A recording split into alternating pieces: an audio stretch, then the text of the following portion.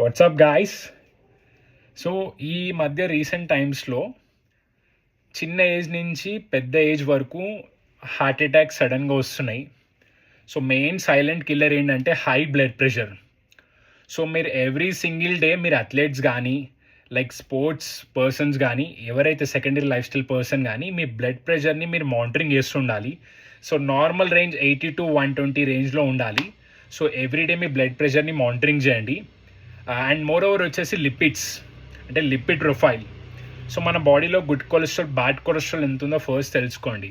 So ఓకేనా, దానికి మీరు లిపిడ్ ప్రొఫైల్ టెస్ట్ చేయించుకోండి. సో మీ బ్యాడ్ కొలెస్ట్రాల్ పెరిగినా హై బ్లడ్ ప్రెషర్ పెరిగినా కూడా సో మీకు ఈ బ్లడ్ అనేది వెయిన్స్ త్రూ ఆర్టరీస్ త్రూ సరఫరా అవుతుంటుంది, రైట్? సో అప్పుడు మీకు ఈ ఈ హై బ్లడ్ ప్రెషర్ వల్ల ఈ ఏదైతే కొలెస్ట్రాల్ ఉంటుందో మనకు అడ్డుపడినప్పుడు సో బ్లడ్ సర్క్యులేషన్ అవ్వకోకుండా హార్ట్కి ప్రాపర్గా అందకోకుండా సో మీకు హార్ట్ అటాక్ వస్తుంది. ఇది ఎప్పుడైనా జరగవచ్చు. సో ఈ రెండు ముఖ్యంగా చాలా మానిటరింగ్ చేయండి. So hope this helpful.